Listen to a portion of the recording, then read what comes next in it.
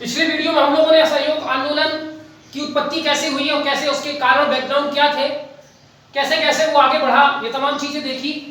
अब हम देखते हैं असहयोग आंदोलन को अचानक क्यों वापस लेना पड़ा। ठीक है, अचानक वापस लिया गया था, ये कोई सोची समझी रणनीति नहीं थी। तो अचानक वापस लेने के पीछे का कारण था जिसको हम लोग यहां देखेंगे, चौरी चौरा इंसिडेंट, चौरी चौरा घटना, जो कि 4 फरवरी 1922 को हुई थी। और इसी घटना के कारण withdrawal of non cooperation movement, इसी के कारण असहयोग आंदोलन को 12 फरवरी 1922 को वापस ले लिया गया था। तो चौरी चौरा की जो घटना है वो क्या थी उसको हम लोग देखते हैं। चौरी चौरा एक जगह है, a village of Gorakhpur district. आज का जो उत्तर प्रदेश है उस समय वो यूनाइटेड प्रोविंस कहलाता था, उसका एक जिला था गोरखपुर, उसका एक गांव है चौरी चौरा। इस जगह पर असहयोग आंदोलन जब भारत में चल रहा था तो उसका समर्थन करने के लिए वहां के कुछ स्थानीय लोग, जिसमें ज्यादातर जो ब्रिटिश इंडियन आर्मी से रिटायर्ड सोल्जर्स थे, वो उसमें ज्यादातर पार्टिसिपेंट्स थे। वो अपना धरना प्रदर्शन कर रहे थे और धरना प्रदर्शन करने के पीछे का जो धरना प्रदर्शन 2 जगह पर कर रहे थे और 2 कारणों से कर रहे थे। एक तो बढ़ी हुई महंगाई के खिलाफ ये लोग धरना प्रदर्शन कर रहे थे, और दूसरा, जैसा कि असहयोग आंदोलन की रणनीति थी कि जहां जहां शराब की दुकानें हैं वहां वहां पिकेटिंग, धरना किया जाएगा। तो ये इन दोनों कार्यों को कर रहे थे, धरना दे रहे थे। असहयोग आंदोलन के अंतर्गत ही अपना ये लोग काम कर रहे थे। लेकिन चौरा चौरी नामक जगह पर पुलिस ने इनके प्रदर्शन को रोकने की कोशिश की, और पुलिस ये चाहती थी कि किसी प्रकार से हिंसा हो, क्योंकि गांधी ने पहले ही अपने समर्थकों को कह दिया था कि ये एक अहिंसक आंदोलन होगा, इसमें हिंसा नहीं करनी है। लेकिन हर व्यक्ति गांधी की तरह अहिंसा की जो ट्रेनिंग है प्रॉपर, उसको नहीं जानता था, उसको नहीं समझता था। आम आदमी थे, थोड़ी मोड़ी पंगा उनके पुलिस के साथ हुआ तो इन्होंने भी पुलिस के साथ झड़प जो है इनकी शुरू हो गई, जिसके कारण पुलिस ने ओपन फायरिंग का आदेश दे दिया, जिसमें 2-4 लोग वहां पर उनकी गोली भी लगी, कुछ लोग हताहत हुए। इसके कारण जो विरोध है वो और ताकतवर हो गया, और अल्टीमेटली कुछ गुस्साए हुए लोगों ने चौरी चौरा में एक पुलिस स्टेशन है उसमें आग लगा दी। उसमें आग लगाने के कारण 22 पुलिस लोग जो हैं, पुलिस के कर्मचारी, वो 22 पुलिस के कर्मचारी उसमें आग में जल करके मारे गए थे। और यहीं से जो आंदोलन है वो एकदम से हिंसक हो गया। अब पुलिस की इस घटना के बाद ब्रिटिश अधिकारियों ने तुरंत सेना बुलाई, और भी ज्यादा पुलिस वाले कर्मचारियों को बुलाए, और लोगों को चुन चुन करके मारा जाने लगा, जेल में बंद किया जाने लगा, ठीक है, अरेस्ट किया जाने लगा। ये तमाम गतिविधियां तेज हो गई। गांधी जी को जब ये खबर मिली तो गांधी जी बहुत ज्यादा अपसेट हो गए, क्योंकि उन्होंने पूरा आंदोलन अहिंसक तरीके से चलाने की सोची थी। और लगभग 1.5 साल ये आंदोलन, जो कि सितंबर 1920 में शुरू हुआ था और फरवरी 22 आते आते तक शांतिपूर्ण चला, लेकिन अल्टीमेटली ये हिंसात्मक हो गया। तो गांधी जी ने सोचा कि इस आंदोलन को वापस ले लेना ही ठीक है, और उन्होंने 12 फरवरी को ये अनाउंसमेंट कर दिया कि ऑफिशियली असहयोग आंदोलन को वापस लिया जाता है। ठीक है, इस घटना के बाद सैकड़ों लोगों को इस घटना के लिए जिम्मेदार माना गया, और ब्रिटिश अधिकारियों ने सैकड़ों आदमियों को पकड़ा। उनमें से 19 लोगों को डेथ सेंटेंस, फांसी में लटका करके मृत्यु की सजा दे दी गई थी। 14 लोगों को आजीवन कारावास दिया गया था, 54 लोगों को 5 साल की सजा दी गई थी, और लगभग 60 लोगों को 3 साल की सजा दी गई थी। ऐसे तो मतलब लगभग 200 लोगों को ओवरऑल विभिन्न प्रकार की सजाएं, जो कि लाइफ डेथ सेंटेंस से लेकर के 1 साल तक की सजा सुनाई गई थी। ठीक है, ये जो आंदोलन कर रहे थे चौरा चौरी में, उसमें मेनली रिटायर्ड सोल्जर प्रोटेस्टर थे, जो रिटायर्ड सेना के कर्मचारी थे, वही लोग इसमें प्रदर्शन कर रहे थे। उसमें एक महत्वपूर्ण व्यक्ति था भगवान अहीर, उसी के नेतृत्व में यहाँ पर ये सारा जो है काम हो रहा था। और जब ये आंदोलन भड़का तो वहां पर एक एसआई थे ब्रिटिश पुलिस में, पृथ्वीपाल, इन्होंने ऑर्डर दिया था ओपन फायरिंग का। बाद में फिर आंदोलनकारियों ने इनको भी मार डाला था। British government declared martial law in Chauri Chaura. जब ये घटना हुई तो ये घटना और ज्यादा ना फैले, विद्रोह और ना भड़के, इसलिए ब्रिटिश सरकार ने वहां पर मार्शल लॉ चौरा चौरी उसके आसपास के इलाकों में घोषित कर दिया था। ठीक है, गांधी जी को जब इस बात की खबर लगी इतनी बड़ी हिंसा हो चुकी है, आंदोलन तो वापस ले ही लिया गया था, तो गांधी जी को बड़ा दुख हुआ और उन्होंने पश्चाताप स्वरूप 5 दिन का फास्ट रखा। लेकिन ब्रिटिश अधिकारी मानने वाले नहीं थे कि किसी प्रकार की पश्चाताप और ये सब से काम नहीं चलेगा, इन सब के पीछे मास्टरमाइंड गांधी ही है। ऐसा किया गया और गांधी जी को 6 साल की कारावास की सजा जो है वो सुनाई गई। हालांकि गांधी जी की तबीयत बिगड़ने के कारण उनको 18 मार्च 1922 को गांधी को गिरफ्तार किया गया था और फरवरी 1924 को यानी लगभग 2 साल की सजा के बाद उनको जो है स्वास्थ्य कारणों से जेल से रिहा कर दिया गया। और भी बहुत सारे जो राष्ट्रवादी नेता थे उनको गिरफ्तार किया गया था। असहयोग आंदोलन का विरोध करने में या असहयोग आंदोलन में साथ देने में जो सबसे महत्वपूर्ण नेता और जिनकी सबसे पहले गिरफ्तारी हुई वो थी CR Das, first political leader to be arrested. ठीक है, तो असहयोग आंदोलन में गिरफ्तार होने वाले पहले राष्ट्रवादी नेता या ओवरऑल पहले नेता थे CR दास। उसके बाद नेहरू में दोनों नेहरू, जवाहरलाल नेहरू और उनके पिता मोतीलाल नेहरू, वल्लभ भाई पटेल और भी बहुत सारे जो लीडर्स हैं उनको अरेस्ट जो है वो किया गया था। ठीक है, अब ये जो भारत के जो असहयोग आंदोलन में विरोध करने वाले लोग थे उनको जब फांसी की सजा दी गई तो उस पर भारत के कम्युनिस्ट साम्यवादी नेता एम.एन. रॉय ने उस घटना को लीगलाइज्ड मर्डर कहा था, यानी वैधानिक हत्या करार दिया था।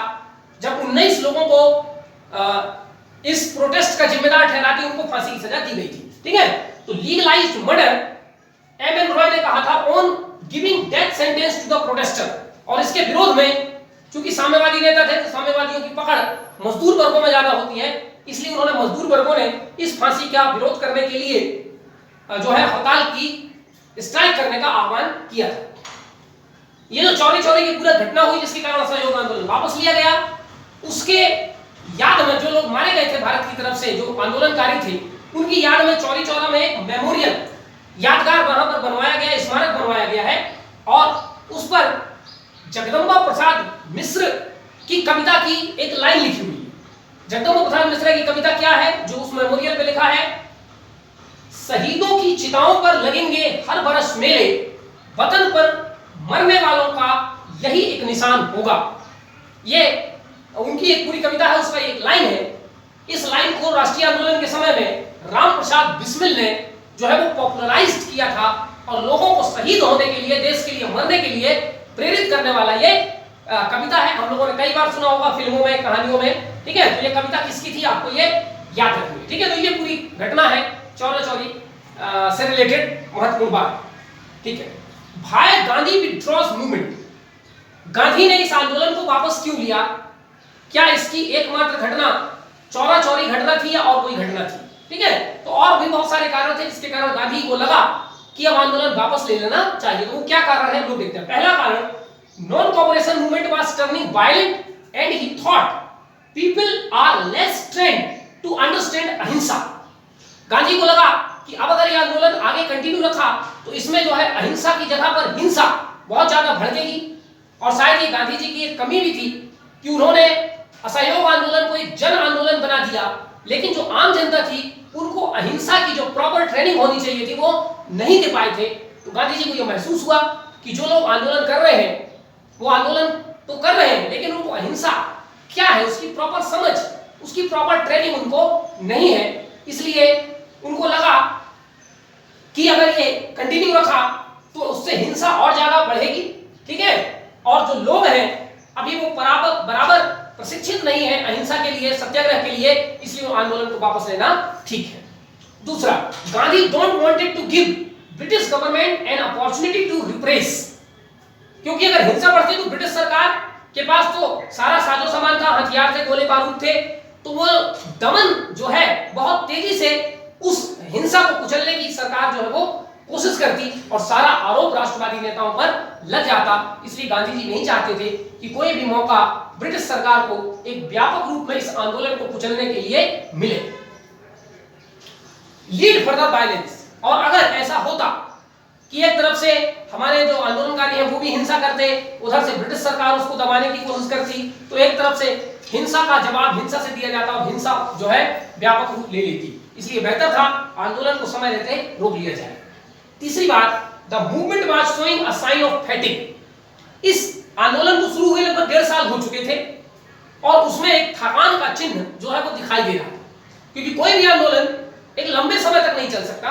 तो गांधी को ऐसा लगा कि जिस उत्साह के साथ आंदोलन शुरू हुआ था अब वो उत्साह धीमा पड़ने लगा है, लोगों में एक थकान सी, एक उबाऊपन सी दिखाई देने लगी थी। इसलिए भी जरूरी था कि आंदोलन को वापस ले लिया जाए और फिर उसमें कुछ नए संशोधन के साथ, नए एनर्जी के साथ उसको फिर शुरू किया जाए। द क्वेश्चन ऑफ खिलाफत वाज फेडिंग अवे।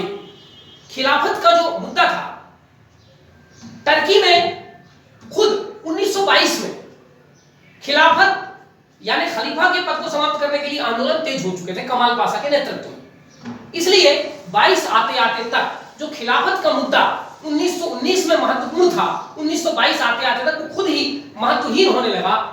तो गांधी को भी लगा कि अब खिलाफत का ही जब मुद्दा खत्म हो गया तो खिलाफत आंदोलन तो भारत में चलेगा नहीं और धीरे धीरे मुसलमान इस आंदोलन से हाथ खींचना शुरू कर देंगे। इसलिए बेहतर है कि समय रहते आंदोलन को खत्म कर दिया जाए। अगली बात, Gandhi don't want to compromise with his fundamental principles, जैसे कि सत्याग्रह एंड अहिंसा। गांधी अपने मूलभूत सिद्धांतों के साथ समझौता करने वाले नहीं थे। उन्होंने कहा था कि अहिंसा और सत्याग्रह के साथ हम ये आंदोलन करेंगे, लेकिन न तो लोग सत्याग्रह को समझे न अहिंसा को समझे और अल्टीमेटली हिंसा हो गई जो गांधी जी के सिद्धांतों के खिलाफ थी। इसलिए आंदोलन भी वापस लेना जरूरी था। ठीक है, इसके अलावा गांधी जी के आंदोलन का एक सिद्धांत रहा है जिसको कहते हैं स्ट्रगल ट्रूस स्ट्रगल स्ट्रेटजी। ये स्ट्रगल ट्रूस स्ट्रगल स्ट्रेटजी का मतलब है संघर्ष विराम संघर्ष सिद्धांत।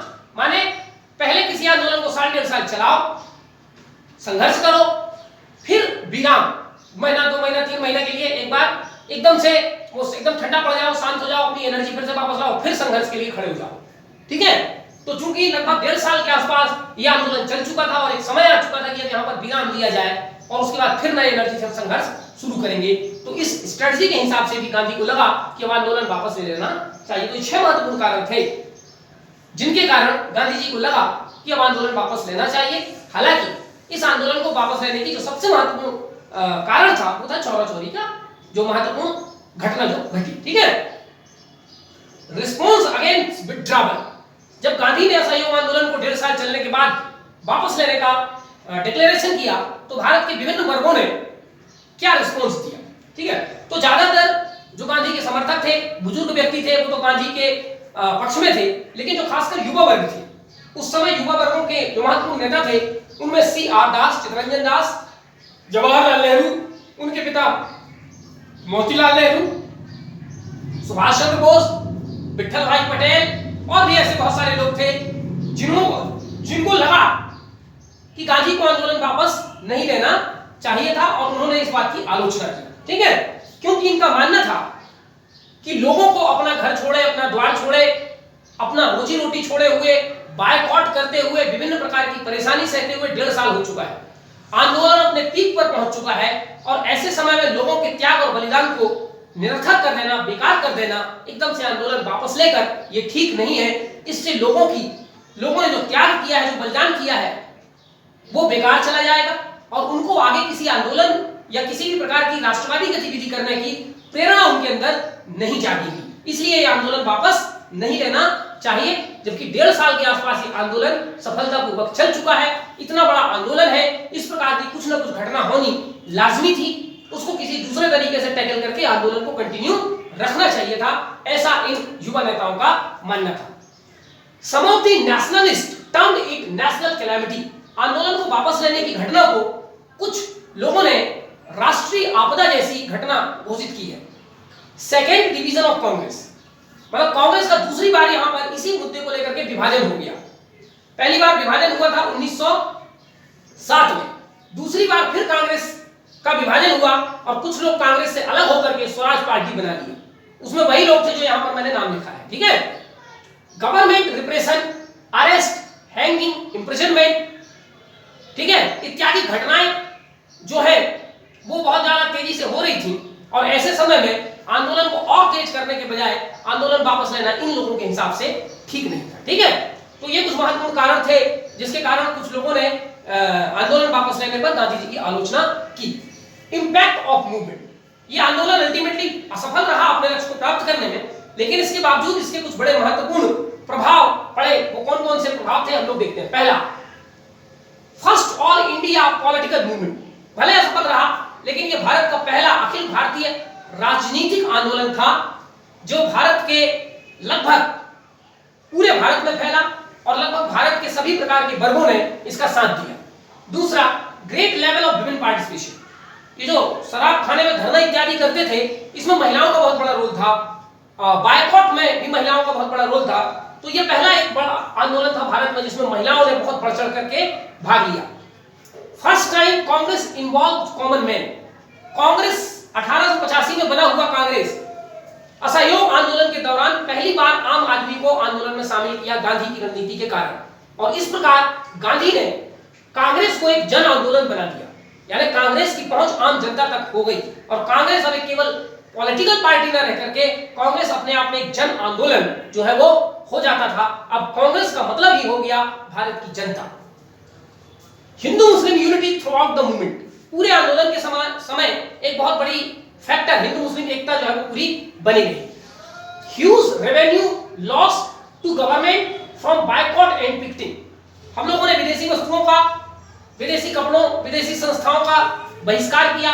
शराब के दुकानों पर जाकर के धरने दिए तो उससे शराब की बिक्री कम हुई, सूती वस्त्रों की बिक्री कम हुई, विदेशी वस्तुओं की बिक्री कम हुई और इससे जो सरकार है उसको काफी मात्रा में जो है नुकसान हुआ। ब्रिटिश पूंजीपतियों को भी काफी मात्रा में नुकसान हुआ और इसकी आवाज ब्रिटेन तक पहुंची और ब्रिटेन के पूंजीपतियों ने फोर्स किया वहां की सरकार को कि जल्द से जल्द इस मुद्दे को सॉल्व किया जाए। ठीक है, import of foreign clothes decreased by half. इस पूरे आंदोलन के समय जो विदेशी कपड़े हैं उनकी भारत में जो आयात है वो गिर करके आधी हो गई थी। ठीक है, इससे काफी नुकसान उनको झेलना पड़ा। Feeling of Swaraj and self reliance. इस आंदोलन ने लोगों के मन में स्वराज की भावना और आत्मनिर्भरता की भावना को भर दिया। Various institutions came up indigenously. अब चूंकि हम लोग बायकॉट कर रहे थे तो बायकॉट की अल्टरनेटिव कुछ ना कुछ हमें अपना स्वदेशी तरीके से बनाना पड़ेगा। तो उसी का परिणाम था कि अनेक संस्थान उस समय भारत में स्थापित किए गए, जैसे कि जामिया मिलिया इस्लामिया यूनिवर्सिटी खोला गया, जो अब यूनिवर्सिटी उस समय एक कॉलेज के रूप में खोला गया था। अलीगढ़ में मौलाना महमूद हसन द्वारा 1920 में इसको खोला गया था। इसके अलावा वेरियस विद्यापीठ जो हम पिछले कई वीडियो में देख चुके हैं, जैसे गुजरात विद्यापीठ, आंध्र प्रदेश विद्यापीठ, काशी विद्यापीठ आदि की स्थापना इसी आंदोलन के दौरान, जिसकी प्रेरणा हमें 1905 के स्वदेशी आंदोलन में बंगाल का जब विभाजन हुआ था वहां से लेकर के ये सारा काम यहाँ पर किया गया। Post withdrawal event. जब आंदोलन को वापस ले लिया गया उसके बाद क्या घटनाएं घटी? Gandhi and other leaders were arrested. Gandhi और भी कई महत्वपूर्ण नेताओं को गिरफ्तार कर लिया गया था और जो पूरा आंदोलन था वो नेतृत्वविहीन हो गया था, उसको कोई लीड करने वाला नहीं था। ऐसी परिस्थिति में जो कार्यकर्ता थे असहयोग आंदोलन के, कांग्रेस के, वो निराशित ना हो, इसके लिए गांधी जी ने जेल में रहते हुए ही अपने अनुयायियों को, अपने फॉलोअर्स को कहा था कि आप बायकॉट करते रहें विदेशी वस्तुओं का, विदेशी संस्थाओं का, यहां तक कि लेजिस्लेटिव काउंसिल्स का भी। लेजिस्लेटिव काउंसिल का इसलिए यहां पर स्पेशली बताना है क्योंकि नवंबर 1923 में लेजिस्लेटिव इलेक्शन होने वाले थे, इसलिए गांधी ने कहा कि हमें हर एक चीज का बहिष्कार करना है। एंड कंस्ट्रक्टिव वर्क, और जो सकारात्मक कार्य है, रचनात्मक कार्य है, उसको करते रहो, जैसे छुआछूत को के खिलाफ लड़ाई लड़ना, गांवों में जाकर के सफाई करना, लोगों की शिक्षा की व्यवस्था करना, ये तमाम कार्यक्रम करते रहो। ठीक है, गांधी की इस बात को इंडियन नेशनल कांग्रेस का दिसंबर 1922 में सेशन हुआ था बिहार के गया में। यहां पर गांधी ने जो जो कहा था जेल से, उसको कांग्रेस ने स्वीकृति दी थी, अर्थात गया सेशन में गांधी के बायकॉट और कंस्ट्रक्टिव वर्क वाले प्रोग्राम को कांग्रेस द्वारा कंटिन्यू रखने की बात स्वीकार की गई थी। इस बात से कुछ लोग ऑलरेडी नाराज थे कि आपने असहयोग आंदोलन वापस ले लिया। दूसरी तरफ नाराजगी का एक और कारण था कि कुछ लोग जैसे मोतीलाल नेहरू, सी आर दास, ये चाहते थे कि हम बाकी सबका बायकॉट करेंगे, लेजिस्लेटिव काउंसिल का बायकॉट नहीं करेंगे, क्योंकि कांग्रेस एक पॉलिटिकल पार्टी है और नवंबर 1923 में कई प्रांतों का चुनाव होने वाला है। उस चुनाव में हमें भाग लेकर के और विधानसभा में जानी चाहिए और अपनी आवाज विधानसभा से बुलंद करनी चाहिए। लेकिन गांधी ने कहा नहीं, हम कोई चुनाव में भाग नहीं लेंगे, सबका बायकॉट करना है। ठीक है, इसी मुद्दे को लेकर के some Indian National Congress members disagreed with Gandhi's above approach. Above माने बायकॉट और कंस्ट्रक्टिव वर्क से ये लोग जो है सरोकार नहीं रखते थे, इसलिए उन्होंने इसका विरोध किया। They wanted to take part in election of Bombay Legislative Council to be held in 1923। ये बॉम्बे लेजिस्लेटिव काउंसिल और फिर और भी कई जगह लेजिस्लेटिव काउंसिल में चुनाव हो रहे थे, उसमें वो भाग लेना चाहते थे। ठीक है, लेकिन गांधी जी ने तो मना कर दिया था, इसलिए वो कांग्रेस से अलग हो गए और कांग्रेस से अलग होकर के उन्होंने अपनी खुद की पार्टी बनाई जिसका नाम रखा गया स्वराज पार्टी। और ये स्वराज पार्टी का गठन किया गया जनवरी 1923 में और नवंबर 1923 में चुनाव हुए। ठीक है, the members of this party, इस मेंबर ये जो स्वराज पार्टी बना, इस पार्टी के मेंबर्स को स्वराजिस्ट या चेंजर्स कहा जाता। ठीक है, गया सेशन के बाद जो कांग्रेस का गया सेशन हुआ दिसंबर 1922 में, उसके बाद कांग्रेस दो धड़े में बढ़ गई थी। एक कहलाए स्वराजिस्ट या चेंजर्स, जो व्यवस्था में चेंज करना चाहते थे, गांधी के कंस्ट्रक्टिव वर्क और बायकॉट के साथ अपना जो है पक्ष नहीं रखते थे, वो कहलाए चेंजर्स। और जो गांधी के बायकॉट और कंस्ट्रक्टिव वर्क से सरोकार रखते थे, वो कहलाए नो चेंजर्स।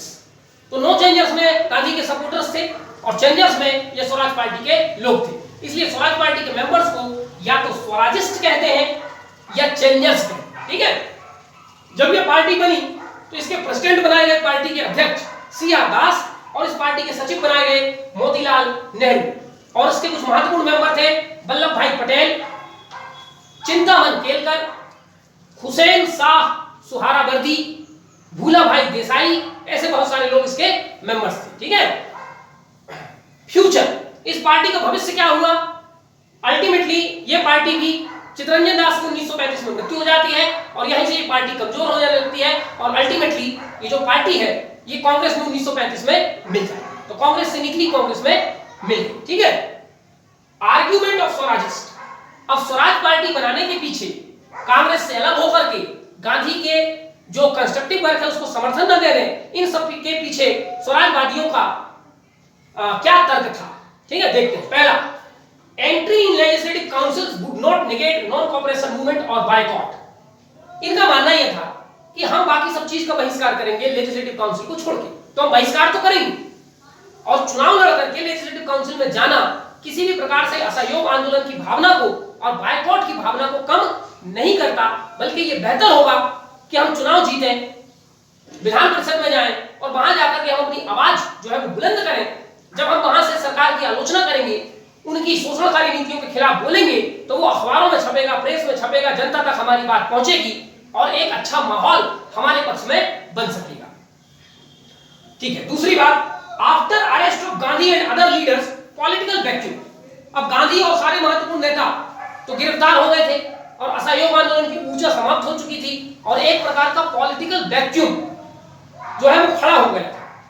लेकिन ये स्वराजवादियों का मानना था कि ये वैक्यूम नहीं बनना चाहिए, इसलिए हमें कुछ ना कुछ राजनीतिक गतिविधि करते रहना चाहिए और इसी गतिविधि के रूप में उन्होंने सोचा कि हम लेजिस्लेटिव काउंसिल के इलेक्शन में भाग लेंगे ताकि किसी प्रकार की पॉलिटिकल इनएक्टिविटी, राजनीतिक निष्क्रियता भारत में दिखाई न दे। Utilising legislative council as a platform to criticism of government and their repressive policies. इनका मानना था कि लेजिस्लेटिव काउंसिल का हम ऐसा प्रयोग करेंगे ताकि हम सरकार की आलोचना भी कर सकें, उनकी शोषणकारी नीतियों के खिलाफ आवाज उठा सकें और जब कोई बात विधानसभा में बोली जाती है तो वो ज्यादा महत्वपूर्ण हो जाती है बजाय कि आप कहीं पर आंदोलन करते हुए बोले। ठीक है, सपोर्ट मास इंथुसियाज्म, जनता के अंदर जो उत्साह था असहयोग आंदोलन को लेके, अगर कोई राजनीतिक गतिविधि नहीं की जाती तो जनता का सारा उत्साह ठंडा पड़ जाता।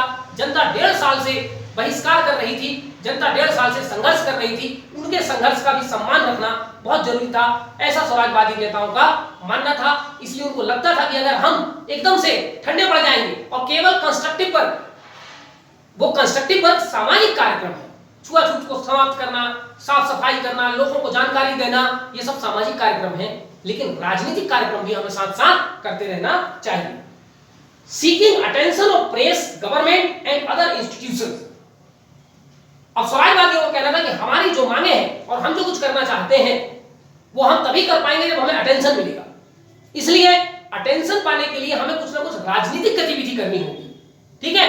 इसलिए उनका मानना था कि प्रेस से, सरकार से और भी जो कुछ इंस्टीट्यूशन है उनसे हमें अटेंशन मिले, और जब हमें अटेंशन मिलेगा तभी हम पॉपुलराइजिंग देयर डिमांड, हम अपनी बात जनता तक पहुंचा पाएंगे। इसलिए जरूरी है कि कुछ ना कुछ राजनीतिक गतिविधि हमें करते रहना चाहिए, ठीक है। अब जब नवंबर 1923 में इलेक्शन होने वाले थे तो स्वराज पार्टी ने भी अपने आप को एक पॉलिटिकल पार्टी के रूप में नामांकित कराया और चुनाव लड़ने का फैसला किया। चुनाव के पहले उन्होंने, हर पार्टी अपना मैनिफेस्टो जारी करती, घोषणा पत्र, तो स्वराज पार्टी ने भी अपना घोषणा पत्र जारी किया, जिसमें कुछ महत्वपूर्ण बातें जो घोषणा पत्र में उन्होंने लिखी थी उसको हम समझते हैं।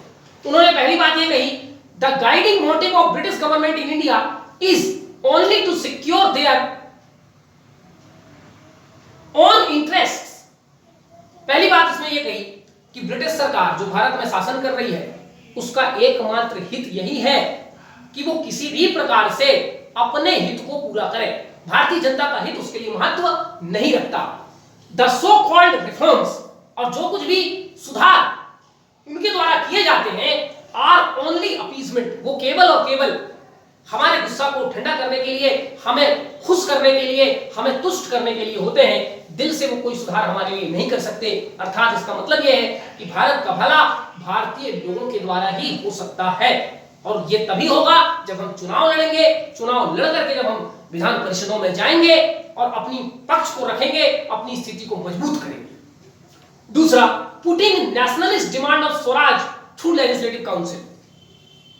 स्वराजवादी पार्टी का जो लक्ष्य था वो भारत को स्वराज दिलाना था, लेकिन वो जो विधानसभा के बाहर से स्वराज स्वराज चिल्लाने से स्वराज नहीं मिलने वाला था, वो विधान सभाओं के भीतर जाकर के और वहां पर एक विधायक के रूप में, वहां पर एक सांसद के रूप में अपनी आवाज को रखना चाहते थे। क्रिटिसिज्म ऑफ गवर्नमेंट, जब वो चुन करके जाएंगे तो विधानसभाओं के माध्यम से, संसद के माध्यम से उस सरकार की आलोचना करेंगे जो संसद या विधानसभा के बाहर से की जाने वाली आलोचना से ज्यादा प्रभावी होगी। इफ डिमांड्स नॉट फुलफिल्ड, ये संसद के भीतर, विधानसभा के भीतर अपनी विभिन्न प्रकार की मांग रखेंगे, और यदि इनकी मांग सरकार द्वारा पूरी नहीं की जाती, creating deadlocks in the council, तो ये संसद और विधानसभाओं को चलने में, उनको ठीक ढंग से कार्य करने में बाधा खड़ी करेंगे, जिससे जो सरकार है वो अल्टीमेटली परेशान होगी और हमारे मांगों पर उनका ध्यान जाएगा। तो इस प्रकार के मैनिफेस्टो में उन्होंने अपनी बातें कही थी। ये मैनिफेस्टो लेकर वो जनता के बीच में गए और नवंबर 1923 के चुनाव में उन्होंने टेक पार्ट किया और अनेक प्रांतों में और खुद सेंट्रल लेजिस्लेटिव काउंसिल की अनेक सीटों को इन्होंने जीत करके अपना महत्व उजागर किया। उसके बारे में हम आगे समझते हैं। Gandhi's attitudes towards Swaraj party. Swaraj party के बारे में गांधी जी का क्या रवैया था? इनिशियली अपोज्ड, शुरू में गांधी जी ने अपोज किया, लेकिन जब देखा गांधी जी ने जेल से रिहा होने के बाद, फरवरी 1924 में गांधी जी जेल से रिहा हो गए, और फिर उन्होंने देखा कि स्वराज पार्टी को बहुत सारे लोग समर्थन करने लगे हैं, जैसे मोहम्मद अली जिन्ना भी समर्थन करने लगे थे, मदन मोहन मालवीय भी समर्थन करने लगे थे, भूला भाई देसाई उसके मेंबर बन चुके थे, ऐसे और भी बहुत सारे जो उस समय के महत्वपूर्ण नेता थे स्वराज पार्टी को अपना समर्थन दे रहे थे। इसलिए गांधी ने भी स्वराज पार्टी को अपना समर्थन देना शुरू किया, ठीक है। और इसके अलावा स्वराज पार्टी को गांधी जी द्वारा समर्थन करने के पीछे एक और कारण यह था कि जो 1923 के चुनाव हुए थे उसमें Swaraj party perform well in election, चुनाव में अच्छा प्रदर्शन किया था, काफी सीटें जीती थी। सेंट्रल प्रोविंस में तो उसने अपनी खुद की सरकार भी बनाई थी, ठीक है। ठीक है, अब हम आगे देखते हैं achievements of Swaraj party. Swaraj party जिसका जन्म 1923 में हुआ और 1935 में इसका फिर से विलय कांग्रेस में हो गया। इन 12 सालों में स्वराज पार्टी की क्या महत्वपूर्ण उपलब्धियां रही? पहला, टुक पार्ट इन इलेक्शन, जो चुनाव होने वाले थे उनमें इन्होंने भाग लिया, ठीक है। कंटेस्टेड फॉर 141 सीट्स, जो 1923 का चुनाव हुआ उसमें कुल 141 सीटों में इन्होंने चुनाव लड़ा, जिसमें से 42 सीटों पर इनकी विजय हुई और सेंट्रल प्रोविंस में इनकी मेजॉरिटी थी, यानी यहां पर इन्होंने सरकार बनाया था। तो ये बॉम्बे में भी चुनाव लड़े थे, बंगाल में भी चुनाव लड़े थे, मद्रास में भी लड़े थे, ठीक है। लेकिन इनकी सबसे महत्वपूर्ण जीत सेंट्रल प्रोविंस में हुई थी, जहां पर इनको मेजॉरिटी मिली थी और इन्होंने सरकार बनाई थी। विठल भाई पटेल जो कि लॉयर थे और Elder brother of Sardar Patel. Sardar Patel के बड़े भाई विठल भाई पटेल एक महत्वपूर्ण मेंबर थे स्वराज पार्टी के। इलेक्टेड प्रेसिडेंट या speaker of imperial legislative council, यानी आज की लोकसभा अध्यक्ष जैसा पद इनको मिला था। तो स्वराज पार्टी का एक बहुत बड़ा महत्व यहां से पता चलता है। इस पार्टी का व्यक्ति इंपीरियल लेजिस्लेटिव काउंसिल अर्थात आज की जो लोकसभा है उसका उस समय उसको प्रेसिडेंट कहते थे, आज उसको स्पीकर कहते हैं, चुना गया था। समाजवादी असर Swaraj party was single largest party in imperial legislative council. Imperial legislative council में कांग्रेस तो चुनाव ही नहीं लड़ी थी, मुस्लिम लीग ने चुनाव लड़ा था और भी कई पार्टियों ने लड़ा था, लेकिन single largest party Swaraj party बनकर के उभरी थी। यानी इंपीरियल लेजिस्लेटिव काउंसिल में मेन अपोजिशन पार्टी का रोल स्वराज पार्टी को मिला। Played dominant role in legislative councils through, legislative councils में डिबेट के माध्यम से, क्वेश्चन पूछ करके और स्थगन प्रस्ताव, एडजर्नमेंट मोशन इत्यादि ला करके इन्होंने लेजिस्लेटिव काउंसिल के माध्यम से अपनी बहुत सारे कार्य को इन्होंने पूरा किया और अपना एक बहुत ही पॉजिटिव रोल इन्होंने प्ले किया। डिफीटेड पब्लिक सेफ्टी बिल, इसी दौरान कई महत्वपूर्ण बिल भी लेजिस्लेटिव काउंसिल से पास हुए और कुछ ऐसे बिल जो भारतीय जनता के खिलाफ थे उन बिलों को रोकने में स्वराज पार्टी की बड़ी महत्वपूर्ण भूमिका थी, क्योंकि इन्होंने उसका जमकर विरोध किया। ऐसा ही एक महत्वपूर्ण बिल था जिसका नाम था पब्लिक सेफ्टी बिल। ठीक है, पब्लिक सेफ्टी बिल में एक प्रावधान यह था कि भारत में किसी भी व्यक्ति को संदिग्ध गतिविधियों में यदि शक हुआ सरकार को तो वो उसको भारत छोड़ने के लिए विवश करेगी और उसको डीपोर्ट कर दिया जाएगा, ऐसा कुछ प्रावधान था। इस बिल का काफी विरोध किया स्वराज पार्टी ने और इन्हीं के प्रयास से यह बिल अल्टीमेटली पास नहीं हो पाया। Field political vacuum and kept allied political demands, क्योंकि बहुत सारे कांग्रेस के नेता निष्क्रिय हो गए थे और वो एक नए आंदोलन की राह देख रहे थे और इस समय अब 1922 में जो आंदोलन वापस लिया गया गांधी द्वारा, अब वो आंदोलन 1928 में जाकर के शुरू होगा, यानी बीच में लगभग 6 साल का गैप था। इस 6 साल के गैप को भरने में और भारत में राजनीतिक गतिविधि को चलाए रखने में स्वराज पार्टी की बड़ी महत्वपूर्ण भूमिका थी।